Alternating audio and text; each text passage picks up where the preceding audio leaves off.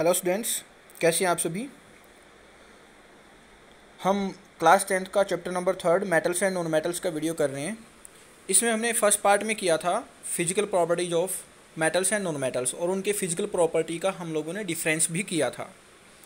तो उनमें से मैं एक क्वेश्चन पूछता हूँ, what is the nature of, ध्यान से सुनिएगा, what is the nature of metallic oxides and non metallic oxides. इसको आपको कमेंट बॉक्स में मैसेज करना है। हम आगे अपना स्टार्ट करते हैं आगे केमिकल प्रॉपर्टीज ऑफ मेटल्स को। क्या स्टार्ट करते हैं? केमिकल प्रॉपर्टीज ऑफ मेटल्स को। स्टूडेंट्स देखिए, हम लोग मेटल्स को क्यों पढ़ रहे हैं, क्योंकि मेटल्स ज़्यादा इंपॉर्टेंट्स हैं। मेटल्स क्या करती हैं, ज़्यादा इंपॉर्टेंट है हमारे लिए, मेटल्स का ज़्यादा यूज भी होता है, तो इसलिए हम लोग मेटल्स के बारे में पढ़ रहे हैं। नॉन मेटल्स का यूज भी होता है लेकिन कंपेरेटिवली मेटल्स का ज़्यादा यूज होता है, इसलिए हम लोग मेटल्स के बारे में ज़्यादा पढ़ रहे हैं। तो इसमें सबसे पहला हम लोगों ने पढ़ना reaction of metal with air. Reaction of metal with air. Air में ऑक्सीजन ज़्यादा होती है स्टूडेंट्स, आप लोगों को पता ही है, क्योंकि एयर के साथ तो रिएक्शन करेगा तो मीन्स ऑक्सीजन के साथ ज़रूर करेगा।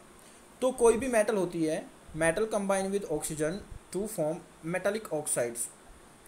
ये यहाँ पे मेटालिक ऑक्साइड्स है, बेसिक नेचर के बनाएंगे। और यहाँ से आपको एक क्वेश्चन का और आंसर करना है कि बेसिक नेचर यानी कि बेस जो होते हैं वो लिटमस पेपर के ऊपर क्या चेंज करते हैं। बेस लिटमस पेपर के ऊपर क्या चेंज करते हैं, आप लोगों को इसका भी आंसर मेंशन करना है। तो हमारे पास इसकी स्टैंडर्ड रिएक्शन जो बनेगी, मेटल प्लस ऑक्सीजन, क्योंकि ऑक्सीजन एयर में प्रेजेंट रहेगी, तो metal plus oxygen gives metallic oxide.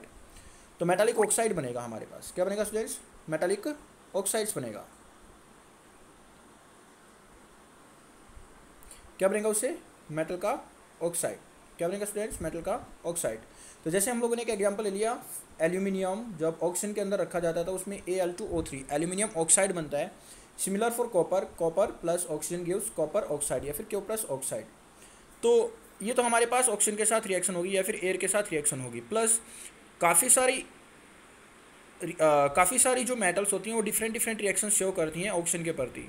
It means that different metals show different characteristics और properties reactions with different in presence of air और ऑक्सीजन। तो इसमें सबसे पहले क्या है, क्योंकि देखो हम लोगों ने रिएक्टिविटी सीरीज फर्स्ट चैप्टर में भी की थी स्टूडेंट्स, तो रिएक्टिविटी सीरीज से हमें पता लगा था कि कुछ मेटल्स जो हैं ज़्यादा रिएक्टिव होती हैं, कुछ मेटल्स जो हैं कम रिएक्टिव होती हैं।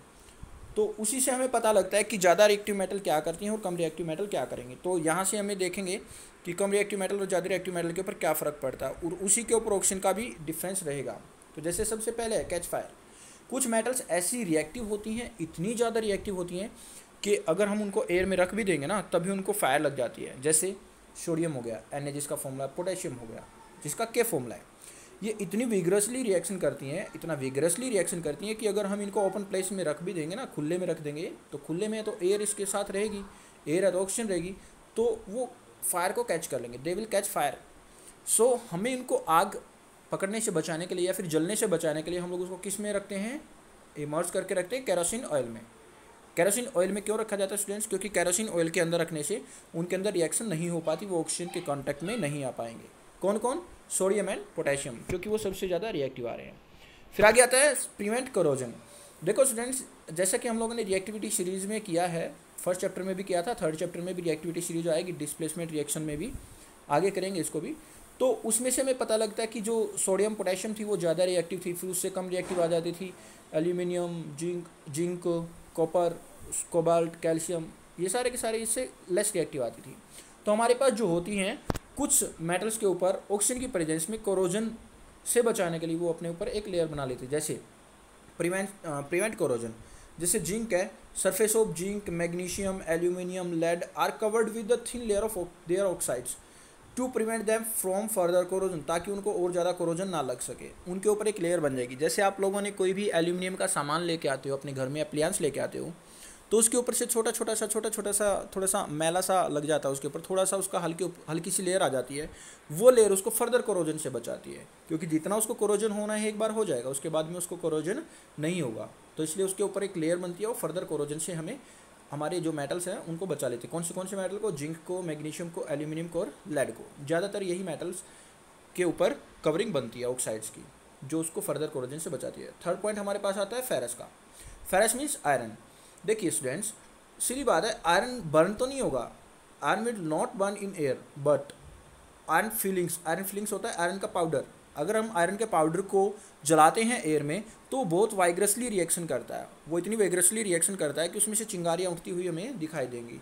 तो आयरन तो बर्न नहीं होता, आयरन बर्न नहीं होता, लेकिन आयरन की फीलिंग्स, आयरन का जो पाउडर है वो बर्न हो जाता है। फोर्थ पॉइंट आता है स्टूडेंट्स कॉपर। कॉपर बर्न नहीं होगा, कॉपर बर्न नहीं होगा, लेकिन अपने ऊपर एक कोटिंग बना लेगा कॉपर ऑक्साइड की, जो कि ब्लैक कलर होगी। कैसे कलर की? ब्लैक कलर की। ठीक है स्टूडेंट्स, ध्यान रखिएगा, ये हमारे एक्सेप्ट, ये हमारे केसेस हैं, इनकी प्रॉपर्टीज हैं, ये आप लोगों को याद रखनी पड़ेंगी किसके ऊपर कैसा कलर आता है। फिफ्थ पॉइंट आता है स्टूडेंट्स हमारे पास गोल्ड का। कौन सा आता है? गोल्ड। गोल्ड का सिंबल होता है AU और सिल्वर का सिंबल होता है AG। ध्यान रखिएगा, गोल्ड का सिंबल है AU, सिल्वर का सिंबल है AG।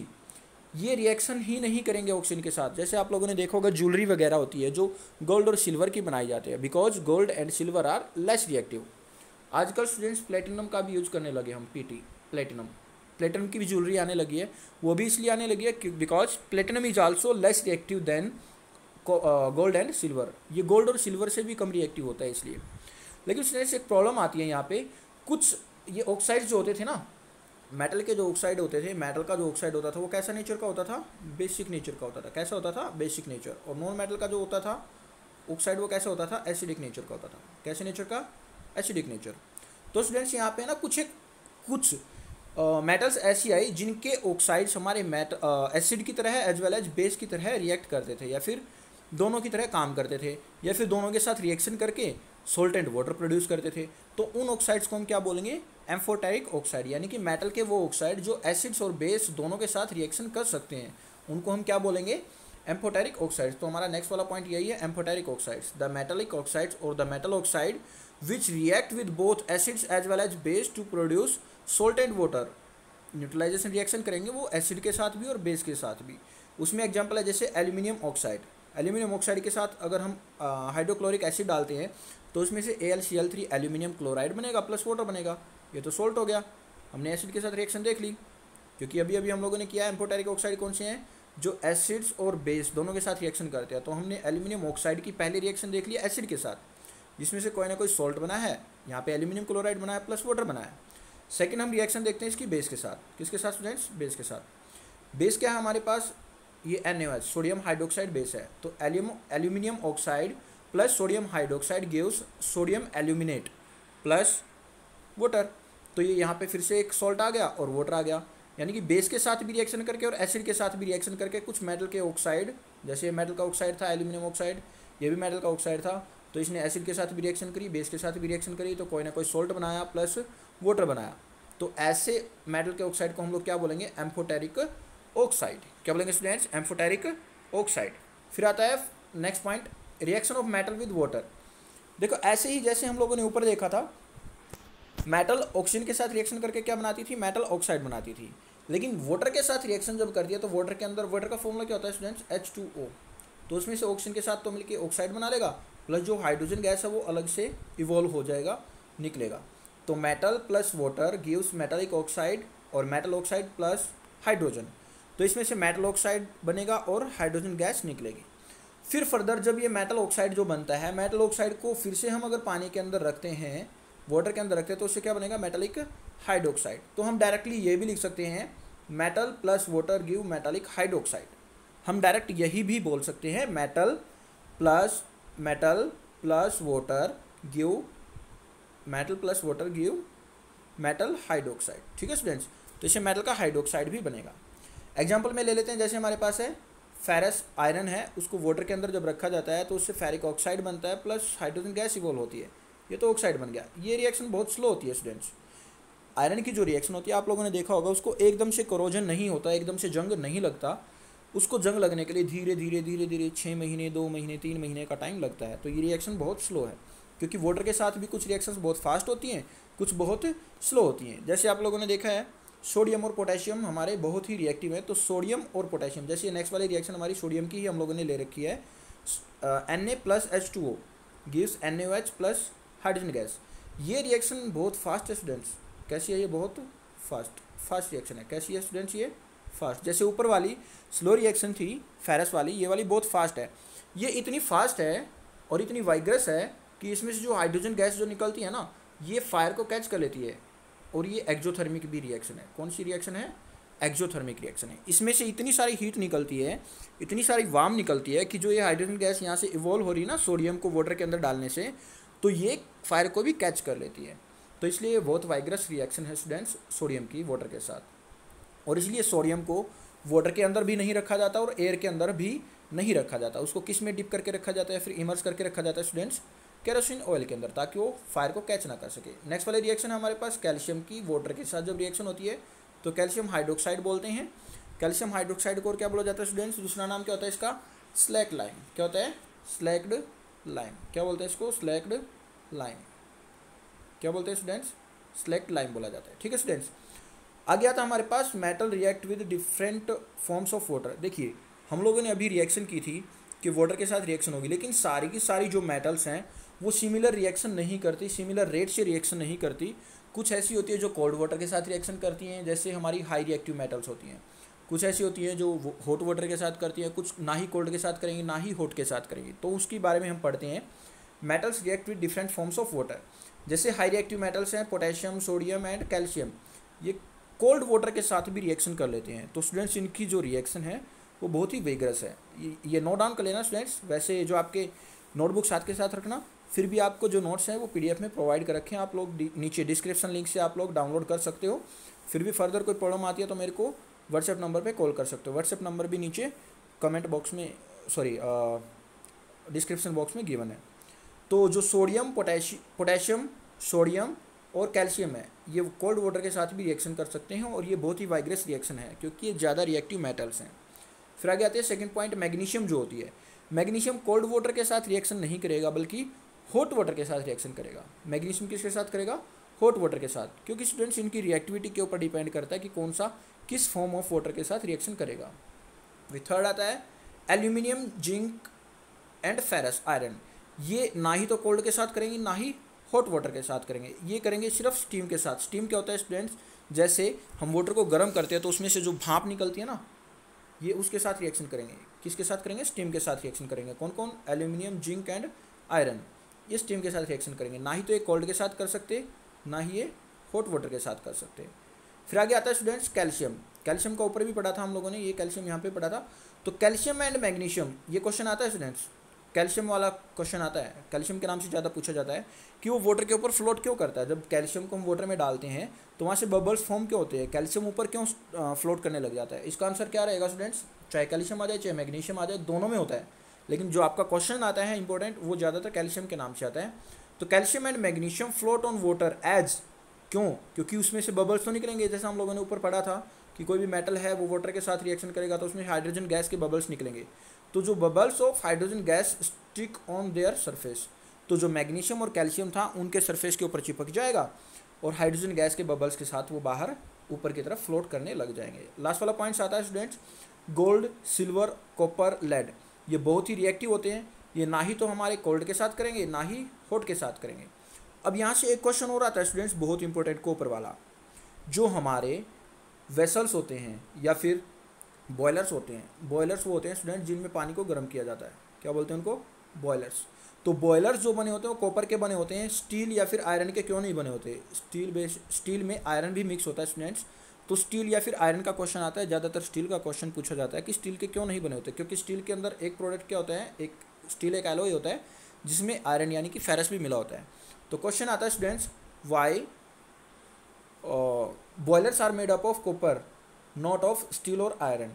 देखो स्टूडेंट्स, आप लोगों को पता लग गया कि हमारे कॉपर है ना ही तो कोल्ड वाटर के साथ रिएक्शन करता, ना ही हॉट वाटर के साथ करता, ना ही स्टीम के साथ करता।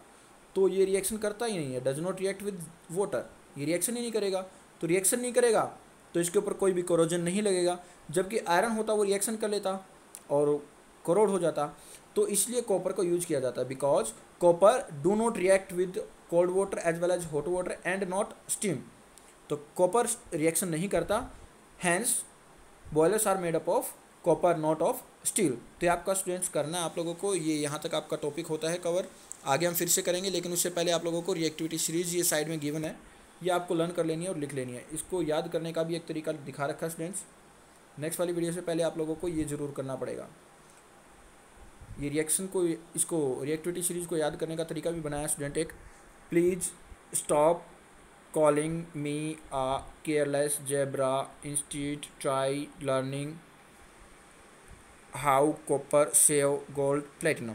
तो स्टूडेंट्स आप लोगों को याद रखना है, इससे पी से आ जाएगा पोटेशियम, एस से स्टोप से आ जाएगा सोडियम, कॉल से आ जाएगा कैल्शियम, एम ई से मी से आ जाएगा मैग्नीशियम, ए से आ जाएगा एल्यूमिनियम, केयरलेस के सी से कार्बन। कार्बन स्टूडेंट्स आपकी बुक में एनसीईआरटी बुक में 45 पेज नंबर पे गिवन है ये रिएक्टिविटी सीरीज, वहाँ पे आपका कार्बन नहीं है मेंशन, लेकिन उसमें लिख लेना कार्बन जिंक से ऊपर आएगा और इसलिए हम इसको रिड्यूसिंग एजेंट में भी यूज़ करते हैं।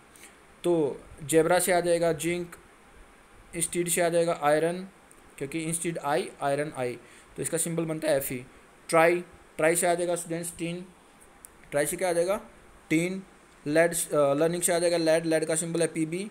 हाउ से आ जाएगा हाइड्रोजन, एच सिंबल है इसका।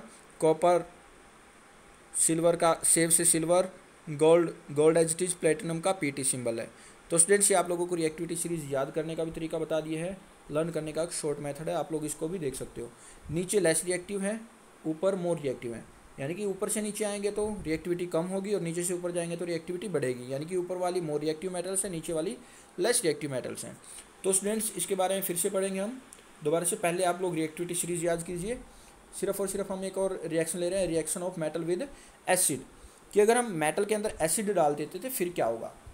देखिए स्टूडेंट्स, मेटल जो होती है ना डाइल्यूट एसिड के साथ रिएक्शन ईजिली कर लेती हैं, तो इसलिए हम डाइल्यूट का ही यूज़ कर लेंगे, हमें कंसनट्रेटेड की यूज़ करने की ज़रूरत ही नहीं पड़ेगी। और देखिए मेटल को अगर हम, ये हमारा फर्स्ट चैप्टर में भी आती थी ये रिएक्शन, मेटल को एसिड के साथ रिएक्शन होती थी जिसमें हमने हाइड्रोक्लोरिक एसिड के अंदर जिंक के ग्रैन्यूल्स डाले थे। एक्टिविटी भी आई थी स्टूडेंट्स आपकी, रिकॉल करवा रहे हैं हम आपको, तो एक बार वीडियो उसमें भी देख लेना, आपकी बुक में भी देख लेना, आपकी एक्टिविटी दे रखी है कि जब हमने हाइड्रोक्लोरिक एसिड के अंदर जिंक ग्रैन्यूल डाले थे या फिर सल्फ्यूरिक एसिड के अंदर जब जिंक ग्रैन्यूल डाले थे तो उसमें से हाइड्रोजन गैस निकलती है। स्टूडेंट्स क्या निकलती है, हाइड्रोजन गैस, और कुछ ना कुछ सॉल्ट निकलता है। स्टूडेंट्स यहाँ पे ये वाटर की जगह पे ना हाइड्रोजन गैस करना है, क्या करना है, हाइड्रोजन गैस, ये मिस्टेक है, यहाँ पे हाइड्रोजन गैस करना है। क्या करना है स्टूडेंट्स, यहाँ पे हाइड्रोजन गैस, तो मेटल यहाँ पे हाइड्रोजन गैस करना है, क्या करना है, हाइड्रोजन गैस। ठीक है स्टूडेंट्स, हाइड्रोजन गैस। ठीक है स्टूडेंट्स, तो metal with dilute acid give salt and hydrogen gas. जैसे हम लोगों ने एक एग्जांपल ले लिया, एल्यूमिनियम हमारे पास मेटल है, उसको हाइड्रोक्लोरिक एसिड के अंदर डालते हैं तो उससे एल्यूमिनियम क्लोराइड सॉल्ट बन गया प्लस हाइड्रोजन गैस निकल गई। बैलेंस भी कर रखिए स्टूडेंट्स, बैलेंस भी हो गई है। ऐसे ही फेरस है, आयरन है, आयरन फिलिंग्स को जब हम हाइड्रोक्लोरिक एसिड के अंदर डालते हैं तो फेरस क्लोराइड या फिर iron chloride plus hydrogen gas निकलती है। तो स्टूडेंट्स ये है रिएक्शन मेटल की एसिड के साथ। स्टूडेंट्स ये हमारी कुछ एक कॉमन रिएक्शंस हो जाती हैं मेटल्स की। आगे आती है reaction of metal with another metal, reaction of metals with other metal salt. जैसे आप लोगों ने फर्स्ट वाले चैप्टर में डिस्प्लेसमेंट रिएक्शन पढ़ी थी, मैंने अभी अभी बताया था कि हमें ना ये रिएक्टिविटी सीरीज याद करनी पड़ेगी क्योंकि ये डिस्प्लेसमेंट रिएक्शन के लिए ज़रूरी है। तो हम लोगों ने डिस्प्लेसमेंट रिएक्शन की थी फर्स्ट चैप्टर में, वही है स्टूडेंट्स ये भी, क्योंकि हमारे पास कोई भी मेटल ए होगी और मेटल बी का कोई भी सॉल्ट का सॉल्यूशन होगा, क्योंकि सॉल्यूशन में से ही हमारी रिएक्शन हो सकती है। तो ये क्या करेगा, मेटल ए ज़्यादा रिएक्टिव था, मेटल बी कम रिएक्टिव होगा, तो उस मेटल बी को सॉल्ट में से डिस्प्लेस कर देगा। इसलिए इस रिएक्शन का दूसरा नाम क्या है, डिस्प्लेसमेंट रिएक्शन। क्या नाम है स्टूडेंट्स, डिस्प्लेसमेंट रिएक्शन। तो जैसे हम लोगों ने मेटल ए ले लिया, कोई भी एक मेटल है और salt solution of b metal है, तो उसमें से क्या बनेगा, मेटल ए का तो सॉल्ट सॉल्यूशन बन जाएगा। क्या बनेगा स्टूडेंट्स, मेटल ए का तो सॉल्ट सॉल्यूशन और मेटल बी डिस्प्लेस हो जाएगी। जैसे हम लोगों ने देख लिया फेरस है या फिर आयरन है, उसको कॉपर सल्फेट के सॉल्यूशन में डाल दिया, कॉपर स्टूडेंट्स लेस रिएक्टिव है और फेरस ज़्यादा रिएक्टिव, तो फेरस सल्फेट बन जाएगा प्लस कॉपर डिस्प्लेस हो गया। तो ये डिस्प्लेसमेंट रिएक्शन का भी एग्जाम्पल है। नीचे दे भी रखा है स्टूडेंट्स, नीचे दे भी रखा है अलग से भी, डिस्प्लेसमेंट रिएक्शन द रिएक्शन। ये आप लोगों को रिकॉल करवाने के लिए, दोबारा से याद दिलाने के लिए है कि the reaction in which high reactive element displace a less reactive element from its salt solution, वो उसके सॉल्ट सॉल्यूशन में से उसको डिस्प्लेस कर देगा। ठीक है स्टूडेंट्स, इसका एग्जाम्पल भी हम लोगों ने सेम ले रखा है, वही वाला। हाँ, एक ये कॉपर जो ये रिएक्शन है ये रिवर्स में नहीं हो सकती, यानी कि FeSO4 प्लस अगर हम Cu करने की कोशिश करेंगे ना तो नो रिएक्शन, कोई भी रिएक्शन टेक्स प्लेस नहीं करेगी। क्यों, क्योंकि कॉपर लेस रिएक्टिव हो और फेरस ज़्यादा रिएक्टिव हो, तो फेरस को डिस्प्लेस नहीं कर पाएगा कॉपर। ठीक है स्टूडेंट्स, आज इतना ही करते हैं, बाकी नेक्स्ट वाली वीडियो में हम फिर से हाजिर होते हैं। तब तक के लिए आप लोग, अगर आप लोगों को वीडियो अच्छी लगे तो लाइक एंड शेयर ज़रूर करना।